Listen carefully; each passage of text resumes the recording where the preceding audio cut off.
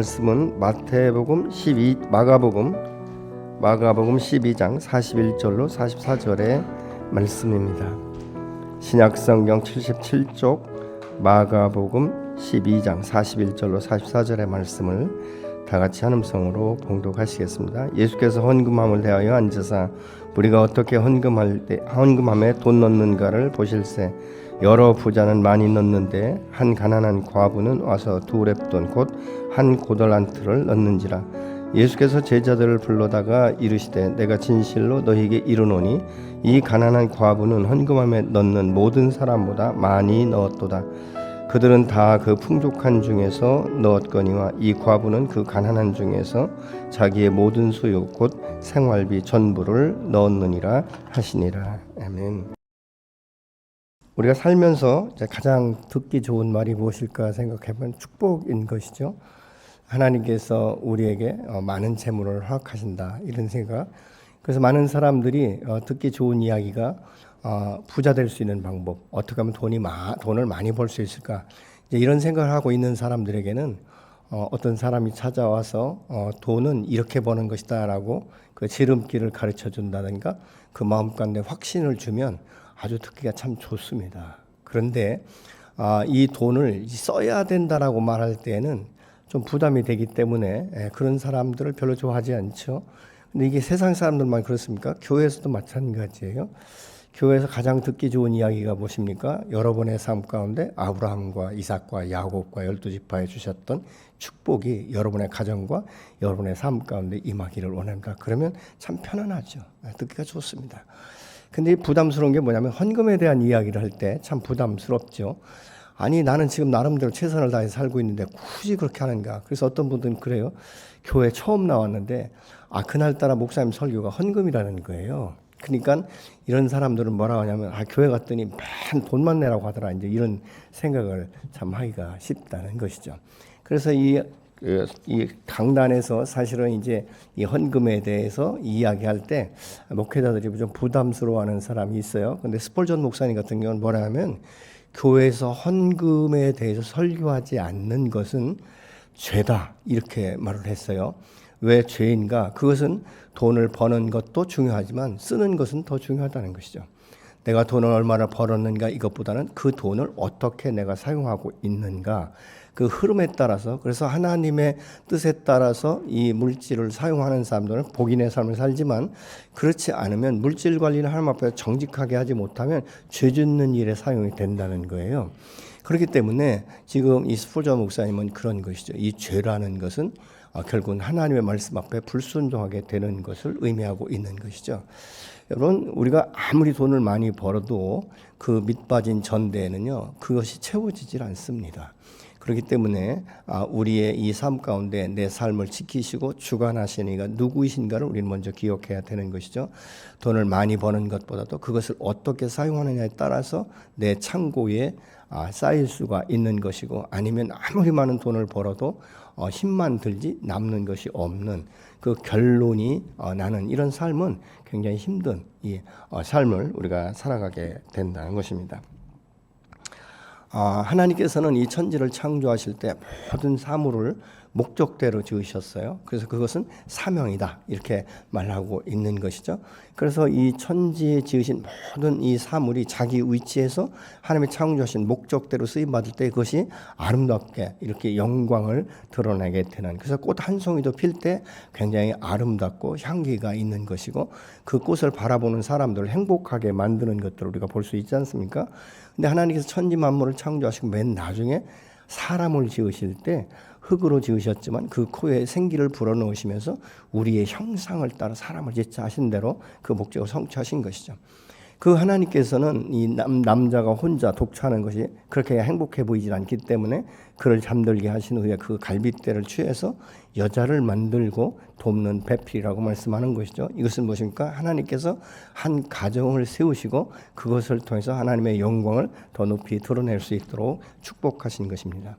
그래서 우리가 이 하나님과 함께 동행하는 것은 우리 가정이 정말 행복하고 풍성하고 안정된 삶을 살아갈 수 있는 것인데, 이 가정 안에서 이 삶을 운영하기 위해서는 물질이 필요하지 않습니까? 그렇기 때문에 이 세상에 우리가 살아가면서 물질에 대해서 얽매이는 경우가 종종 있는 것들을 우리가 보게 되는 것이죠. 그래서 이것에 대해서 갈등을 느끼고 있지만 하나님은 그럼에도 불구하고 우리를 이 땅 가운데 보내실 때는 모태 조상하기 전부터 당신의 계획이 있으셨어요. 모든 사람은 각자에게 자기의 이 땅 가운데 온 목적과 그것을 따라서 지킬 사명이 있는 줄로 믿습니다. 근데 이것을 누가 알고 있는가? 예수밖에 있는 사람들은 자기의 이 땅 가운데 온 목적이 뭔지 모르고 사명이 뭔지를 모르기 때문에 이 땅 가운데 어떻게 하면 돈을 많이 벌 수 있을까? 어떻게 하면 내가 풍족하게 쓰면서 살 수 있을까? 이런 곳에 자기의 삶의 이 목표를 두게 되는 것들을 우리가 보게 되는 것이죠. 그러나 예수 안에서 거듭난 사람들은 하나님께서 나를 이 땅 가운데 보내신 목적이 무엇일까? 내가 이 시대에 이때 나를 이 땅 가운데 우리 가정 가운데 오게 하신 것은 무엇일까라는 질문이 사실은 필요한 거예요.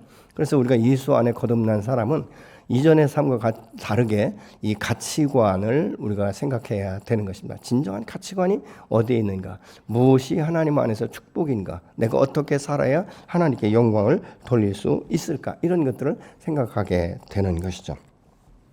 근데 오늘 본문에 보면 예수님께서 헌금함 맞은편에 앉아 계시다라고 말하고 있어요. 근데 이 헌금함 맞은편에서 왜 계실까요?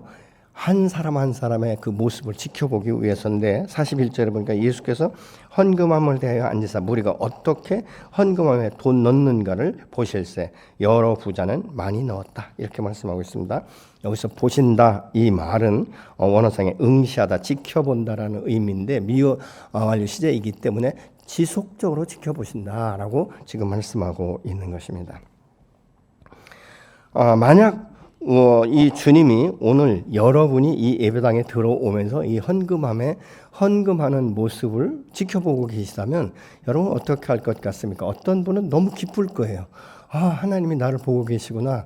내가 이렇게 하나님 앞에 정직하고 정말 이 거룩을 깨뜨리지 않기 위해서 말씀 앞에 순종하는 모습을 취한 사람은 굉장히 기쁠 것입니다. 그런데 어떤 분은 오늘따라 왜 주님이 여기에 계시지? 이렇게 생각하시는 분이 계실 것이고 그래서 순간에 주님의 얼굴을 마주치는 순간에 참 내가 헌금을 안 했지 이래서 다시 밖으로 나가서 나름대로의 이 헌금을 준비해서 오시는 분도 계시지만 어떤 분들은 스스로 이 양심의 가책이 있어서 얼굴을 들지 못하고 불구스름한 상태로 들어가는 분들이 계실 거예요. 그런데 어떤 분은 아예 아무것도 안 하는 분 같은 경우는 주님이 내 형편과 처지를 아시겠지 이런 생각으로 아마 그냥 들어오시는 분들도 계실 것입니다. 그러나 우리가 왜 이 본문의 말씀은 어떤 뜻이냐면 주님은 우리의 마음과 중심과 내 가치관이 어디에 있는지를 보고 계시다는 거예요. 그렇기 때문에 돈이 없어서 하나님 앞에 헌금하라 이것이 아니라 너가 진정한 너의 주인, 너의 삶의 그 가치관을 갖게 하는 우선순위를 정하게 하는 그분이 누구인가를 알게 하기 위해서 저와 여러분에게 주신 줄로 믿습니다. 우리가 이 헌금을 이제 왜 지켜보는가 생각해 보면 우리가 주님 앞에 받은 은혜를 우리가 어떻게 기억하고 있고 나의 모든 주권과 나의 주인이 어디에 있는가를 보시기 위함인 것입니다. 하나님 앞에 자신의 신앙 고백이기도 하고요. 오늘날 많은 그리스도인들이 교회에서 헌금 설교를 듣는 것을 싫어한다라고 말합니다. 그러나 이것을 분명하게 가르치는 것은 그 말씀 앞에 우리가 어떻게 순종하고 있고 하나님의 하나님 되심을 얼마나 인정하는가 여기에 딸려 있기 때문에 그렇습니다. 왜 스폴전 목사님은 헌금을 가르치지 않는 것이 죄라고 말할까?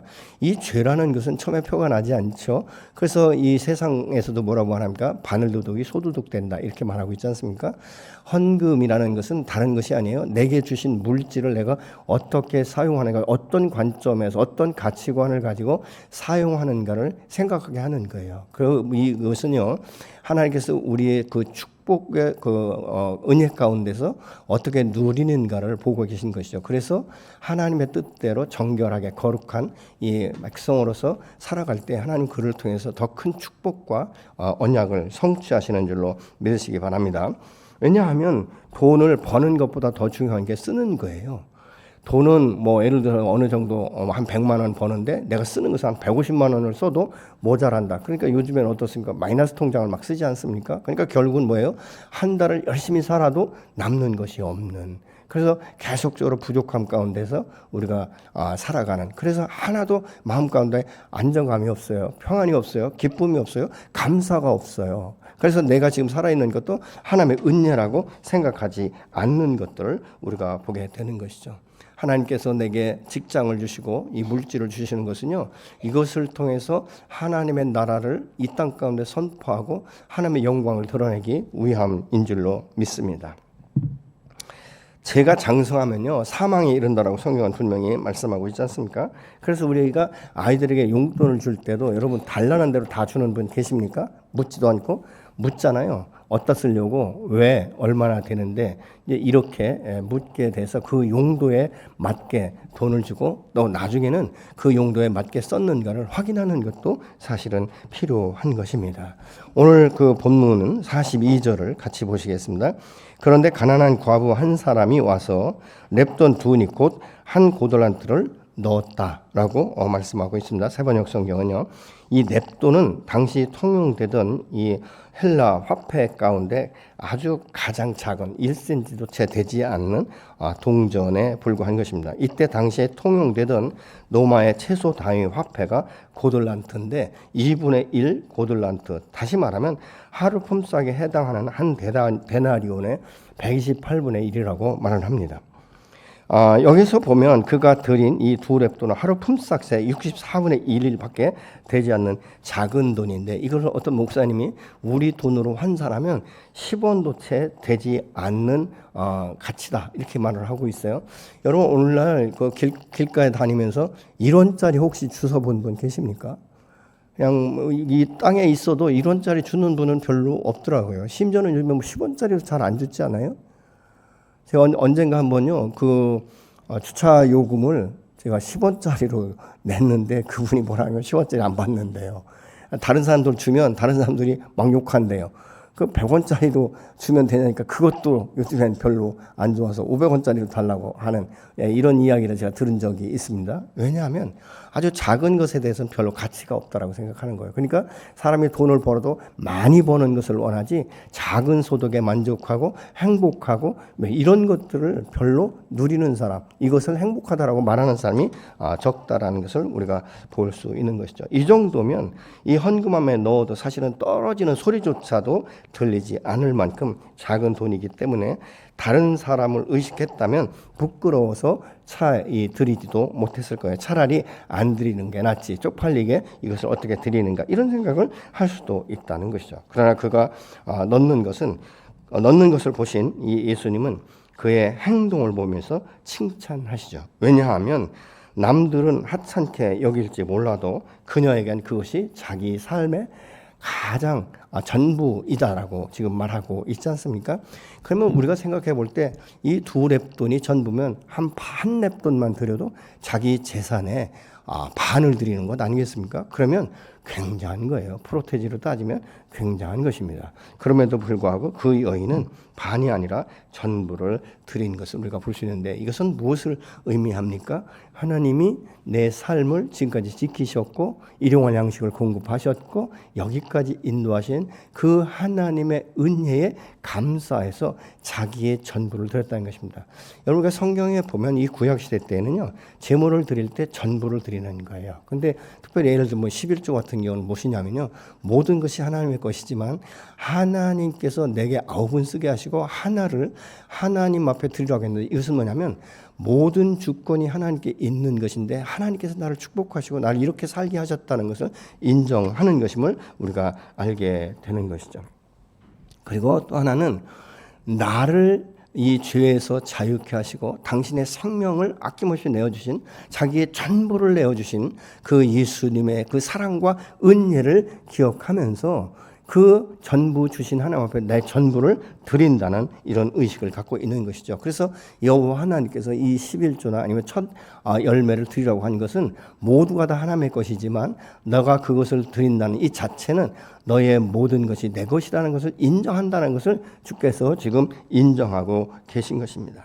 그래서 우리가 이 하나님 앞에서 이 헌신하고 섬기고 예물을 드릴 때 다른 사람을 의식할 필요가 없는 것입니다. 만약 내가 사람을 생각하고 의식했다면 자꾸 비교하게 되기 때문에 이제 위축되고 또 드리고도 오히려 더 드리지 못한 것에 대해서 죄의식을 느끼게 될 수 있는 것이죠. 하나님의 뜻과 무관하게 스스로 자신을 비하하고 채워주지 않으시는 하나님을 원망할 수도 있게 되는 것입니다. 결국은 무엇입니까? 삶에 대해서 실족하게 되기도 한다는 것이죠. 우리 누구나 하나님 앞에 이 단독자로 서게 되는 것이요. 내 헌금에 대한 이 평가는 다른 사람이 할 권리가 전혀 없는 것입니다. 뭐 교회에서 어떤 직임을 갖고 어떤 직분을 가졌다 할지라도 다른 사람의 이 헌금에 대해서는 평가할 수가 없는 것, 판단할 수가 없는 것이에요. 왜냐하면 자기의 나름대로 그 중심 가운데 이것이 최선이라고 생각하기 때문에 그런 것이죠. 그런데 하나님은 그것을 평가하실 권리가 있으십니다. 왜냐하면 모든 것을 하나님께서 채워주셨고 하나님께서 허락하셨기 때문에 오늘 내가 여기까지 이렇게 사는 것 아니겠습니까? 다만 우리가 예수님처럼 헌금함에 드리는 내 마음 중심은 정직한가? 나는 지금 투명한가? 이것을 먼저 우리가 생각해야 되는 것이죠. 내가 주님 앞에 드리는 헌금은 우리의 소유권이 하나님께 있다는 것을 지금 인정하는 것이고, 그리고 나의 모든 삶의 주인과 주권이 여호와께 있다는 것을 인정하기 쉬운 것입니다. 이때 우리가 놓치기 쉬운 것이 뭔지 아십니까? 자기 업적이에요. 내가 얼마나 노력했고 땀 흘렸고 때로는 밤을 새우면서 모은 것이라고 생각하기 때문에 하나님의 주인 되심을 배제하면서 내가 번 돈이기 때문에 내가 주인이고 내 마음대로 사용한다라고 생각하게 되는 것입니다. 그래서 우리가 자신과 가족에게 이 후하게 하고 하나님 앞에는 굉장히 인색하기 쉬운 것이죠. 그래서 존 웨슬리 목사는 나는 주머니가 회개하지 않은 사람의 회개는 믿을 수 없다 그렇게 말을 하고 있어요. 여러분, 이 진정한 이 회개는 무엇입니까? 가치관의 변화예요. 내 삶의 중심이 주께로 이동되는 것들을 의미하고 있는 것입니다. 우리가 잘 아는 대로 이 야곱은 우리가 믿음의 조상이라고 말하고 있습니다. 그러나 그가 삼촌 나반의 집에서 처음엔 붙여 살지 않습니까? 그냥 붙여 살다가 이제는 자기의 재산을 모으기 위해서 얼마나 열심히 수고하고 노력했는지 모릅니다. 그게 거부가 되지 않습니까? 그래서 이 거부가 되어서 집으로 돌아올 때에 그 야복강 나루까지 올 때는 야곱이 자기의 재산의 모든 주권이 자기에게 있는 줄 알았어요. 근데 형 에서와 이제 부딪히게 되니까 자기의 생명의 이 위기를 느끼지 않습니까? 그때 자기가 가장 사랑하던 라헬도 먼저 떼보내고 자기가 정말 밤낮 없이 뭐 봄, 여름, 가을, 겨울 없이 수고했던 이 모든 이 모은 재산들도 다 앞세워 가는 것을 우리가 볼 수 있게 되는 것이죠. 이것을 보면서 우리가 생각할 수 있는 것은 무엇이냐? 내 생명을 보존하는 것은 재산도 다른 사람도 아니라는 것입니다. 오직 여호와께 달려 있다는 것이죠. 그러면서 야곱이 야복나를 밤새도록 씨름을 하면서 무엇이 깨지는지 아십니까? 자기의 가치관이 깨지기 시작하는 거죠. 자기의 이 자존감이나 이 모든 것들이 물질에서부터 하나님께로 옮겨지는 것을 우리가 볼 수 있습니다. 그러면서 그의 이름을 이스라엘로 바꿔주시는 것을 볼 수 있게 되는 것이죠. 그래서 야곱이 이때에 하나님이 어떤 분이신지를 이제 개인적으로 인격적으로 만나게 되는 것을 우리가 창세기를 통해서 알 수 있게 되는 것입니다. 여러분이 오늘날 여러분이 지금 직장에서 지금 근무할 수 있는 것이고 월급을 받을 수 있는 것이고 사업을 시작하든지 무엇을 하든지 간에 그 모든 것이 하나님께로부터 온 것을 내가 인정하느냐 안 하느냐에 따라서 여러분의 주권과 가치관이 새롭게 사용되는 것들을 우리가 볼 수 있게 되는 것이죠. 여기서 지금 이 여인은 가난하다라고 말하고 있는데 여러분이 가난이라는 것은 사실 절대적인 가난도 있지만 굉장히 상대적인 가난도 있게 되는 것이죠. 이 상대적인 가난은 다른 사람과 비교하는 것 아니겠습니까? 근데 절대적인 가난은 무엇입니까? 스스로가 정말 가난한 이 삶을 말하고 있는 것이죠. 그렇게 가난하지만 이 여인은 자신의 모든 것을 다 드려도 아깝지 않을 만큼 주님을 사랑했다는 것이죠. 지금까지 내게 작은 돈이지만 여기까지 나를 건강을 지켜주시고 나를 나되게 하시고 나를 살게 하신 이 하나님의 모든 것들을 이 여인이 깨달았던 것이죠. 여러분, 갑자기 주랩돈밖에 없는 것이 아니에요. 평소에도 돈이 많지 않은 여인이라는 것을 우리가 알 수 있게 되는 것이죠. 그럼에도 불구하고 그가 주님 앞에 헌금할 땐 자신의 모든 것들을 다 드렸다는 것을 우리가 볼 수 있는데 43절에 보면 예수께서 제자들을 불러다가 이르시되 내가 진실로 너에게 이르노니 이 가난한 과부는 헌금함에 넣는 모든 사람보다 많이 넣었도다. 이렇게 지금 말씀하고 있어요. 여러분 이게 이해가 되십니까? 그 이해가 되지 않잖아요. 왜냐하면 더 많은 돈 많은 사람들이 돈을 많이 넣었다라고 주님이 말씀하시면서도 양으로 따지면 가장 적게 넣은 이 여인이 가장 많이 넣었다. 이렇게 말씀하고 있어요. 그런데 그 앞에 9절에 37절, 38절 이런 데 보면요. 그 율법사도나 이런 사람들은요. 자신이 굉장히 긴 옷을 입고 다니면서 자신의 거룩을 나타내기 위해서 길 어기나 이런 곳에서 기도를 해도 굉장히 유창하게 아주 길게 했어요. 그래서 외적으로 볼 땐 참 저 사람들은 굉장히 거룩하다, 굉장히 경건의식이 많은 사람이라고 생각했다는 것이죠. 그런데 그들의 마음 중심에는요, 가난한 자들 것까지 착취해서 뺏어서 자기 것으로 만드는 거예요. 그러니까 무엇입니까? 참 겉으로는 거룩한 것 같지만 그 속은 여전히 썩어 문드러져 있는 이 세상적인 관점을 가지고 있는 자기의 그 배를 채우기 위해서 가난한 사람을 착취하는 이런 현상 가운데 있었다는 것이죠. 그렇게 많은 돈을 벌어서 많은 것을 내게 바친다고 해서 주님께서 인정하는 것이 아니라는 것이죠. 이 여인은요 아주 가난하지만 자기의 전 재산을 주님 앞에 드릴 수 있었던 이 믿음이 무엇입니까? 지금까지 지키시고 인도하시고 주관하신 하나님께서 내 삶도 내 미래도 지키실 것이라는 이 확신이 있었기 때문에 그렇게 할 수 있었던 것이죠.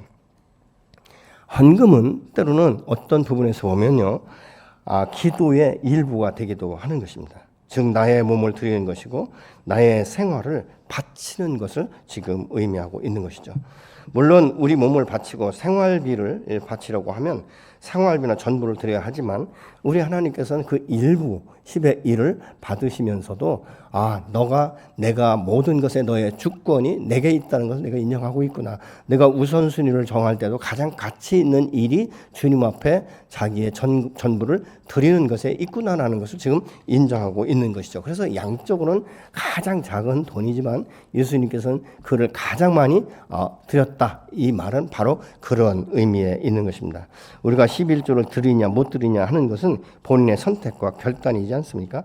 이 선택과 결단 속에는 내 삶을 주관하시고 지켜주시고 채워주시는 이 하나님의 주권과 주인 되심을 인정하느냐 안 하느냐의 문제가 바로 여기에 달려 있는 것입니다. 그래서 이것은 신앙 고백이기도 한 것이죠.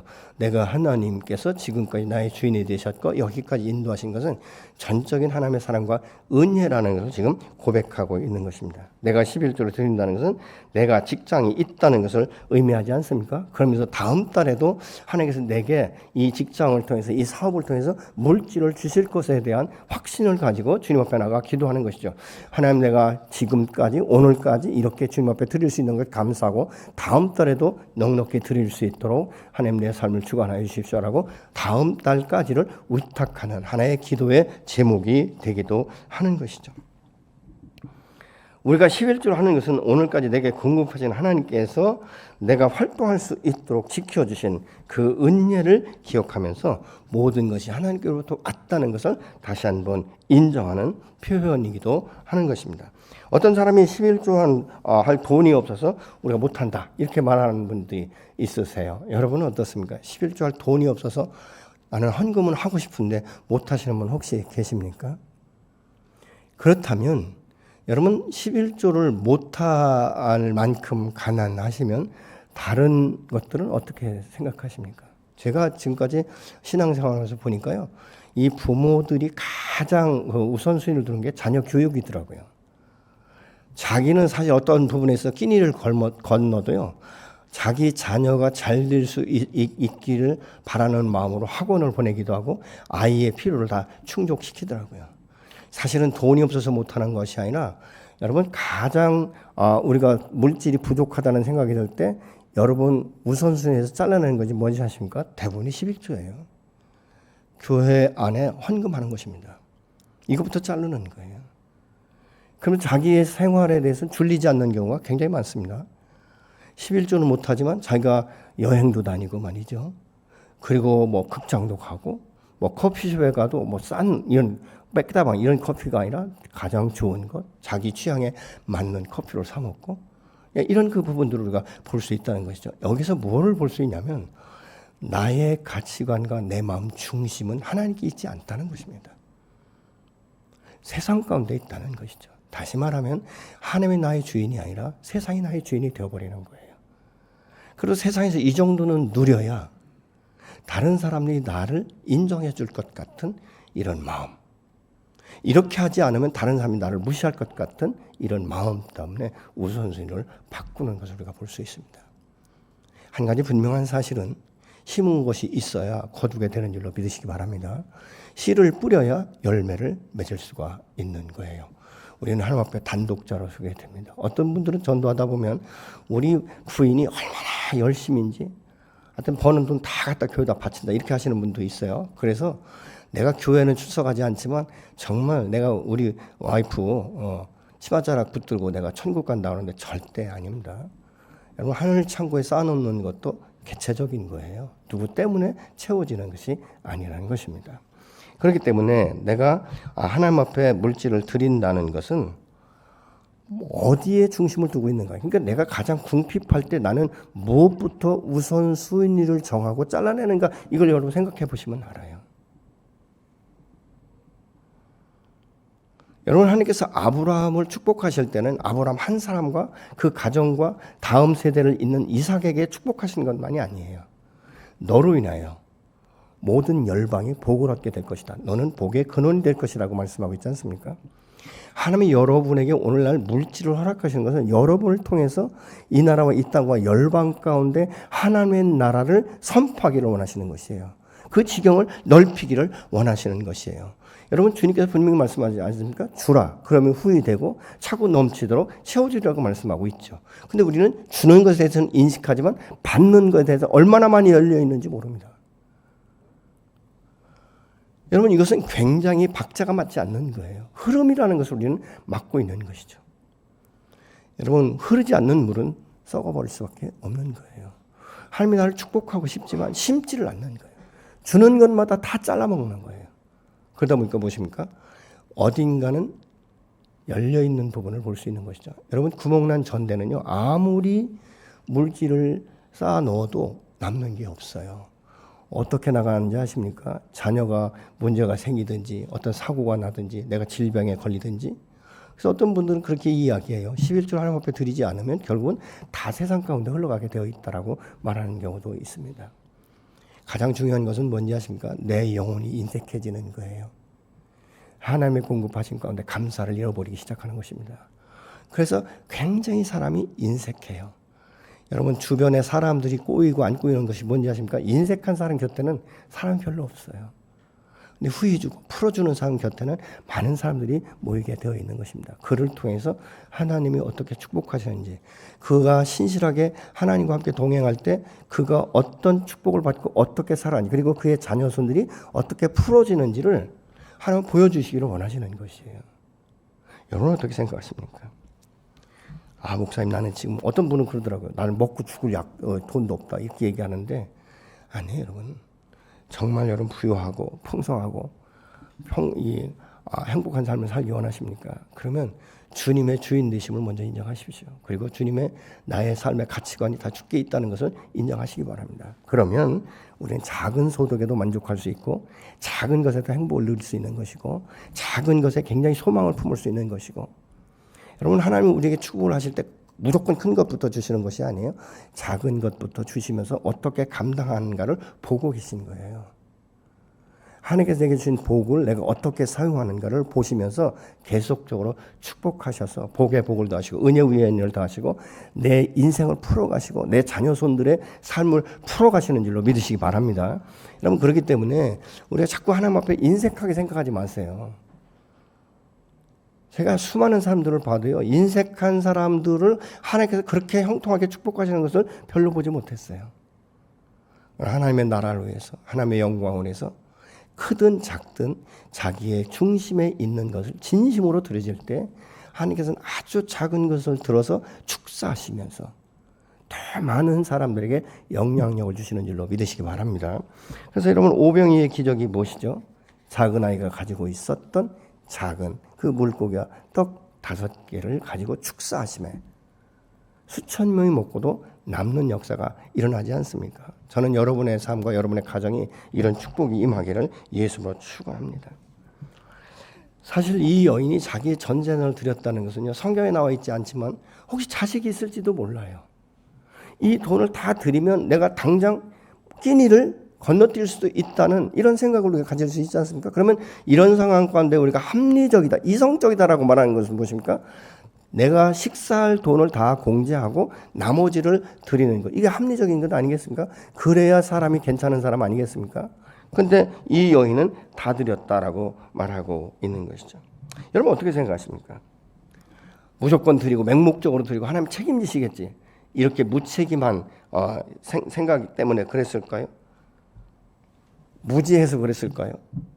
그것이 아니에요. 하나님의 은혜가 너무 감사한 거예요. 너무 감사하다 보니까 그 마음에 감동이 온 것이죠. 하나님 앞에 나의 전부를 다 드려도 아낌이 없다는 이런 믿음의 확신이 있기 때문에 그 여인이 그렇게 생각한 거죠. 사실 생각 없는 사람이 세상에 어디 있겠습니까? 이 여인이 왜 생각을 하지 않았겠습니까? 그러나 지금까지 부유하지는 못하지만 내 자신을 여기까지 인도하시고 우리 가정을 지켜주신 하나님의 은혜에 감사하면서 이 여인이 그렇게 했던 것이죠. 여러분 우리는 똑같은 돈을 가지고 어떻게 사용하느냐는 그것은 사용처는 자기의 가치관과 우선순위에 따라 달라져요. 여러분 예수님의 그 발에 향유값을 깨뜨렸을 때 가룟유다는 뭐라고 말합니까? 야 그거 왜 깨뜨리냐? 뭐 살아계신 분한테 뭐 그렇게 향유값을 다 깨뜨리냐? 그 돈 내가 보니까 그거 그 정도면 한 300대나 될 텐데 그것을 팔아서 이웃에게 나눠준다면 얼마나 많은 가난한 사람들이 기뻐하겠느냐? 이렇게 말을 했어요. 근데 실질적으로 그 중심은 어떻습니까? 그게 아니에요. 가난한 이웃을 생각하는 것이 아니라 구제를 위한 것이 아니라 그 돈이 300대는 헌금함에 들어왔을 때 내가 얼마를 축복할 수 있을까를 그 마음 가운데 생각했던 것이죠.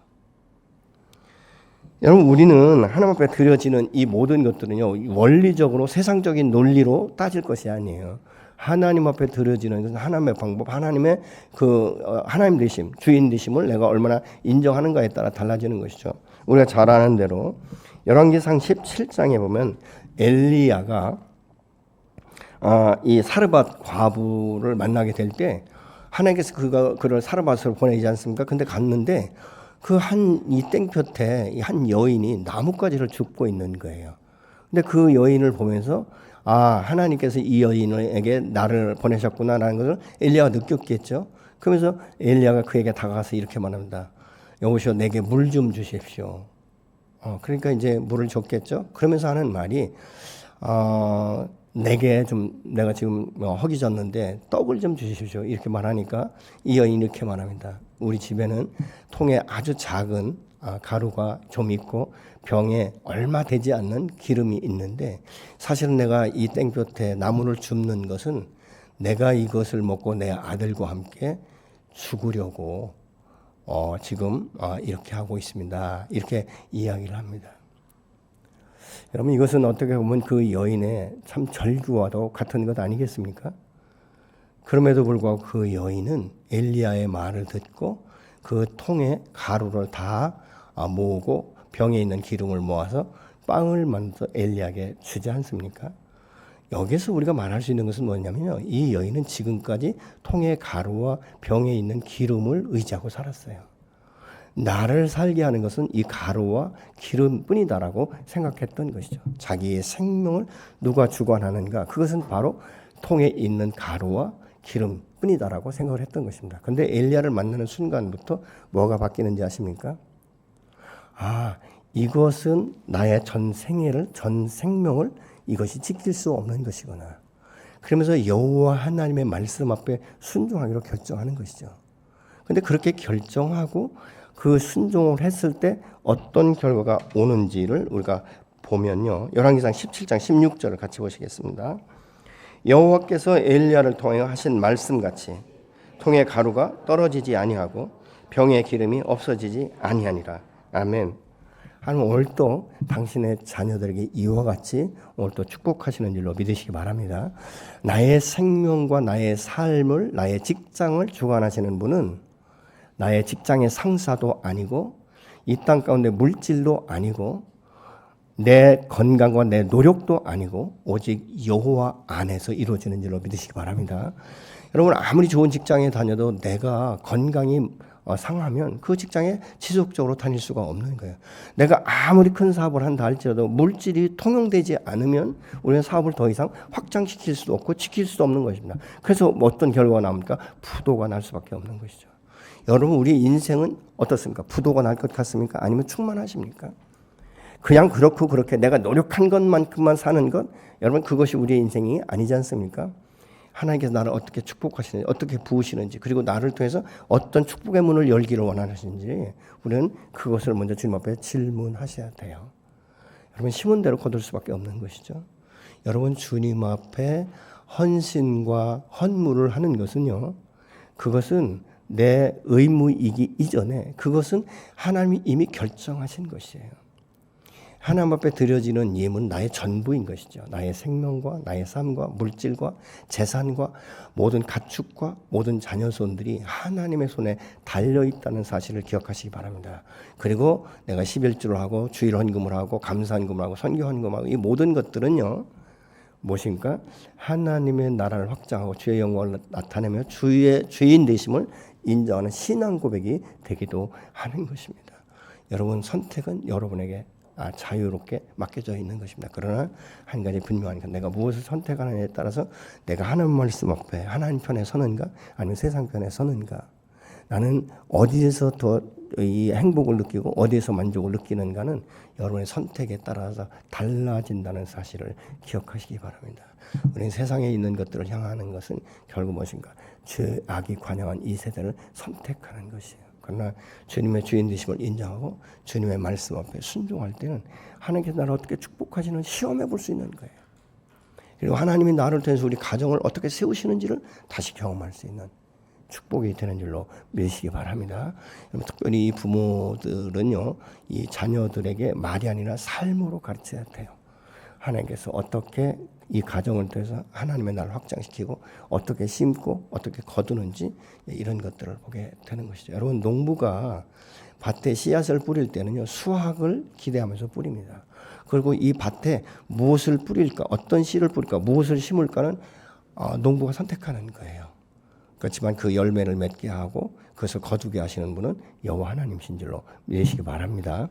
그렇기 때문에 하나님은 오늘도 저와 여러분에게 지혜를 주시고 여러분 가정 가운데 주인이 되셔서 여러분을 또 축복하시고 계속적으로 여러분의 삶의 지경을 넓혀 가시기를 원하시는 줄로 믿습니다.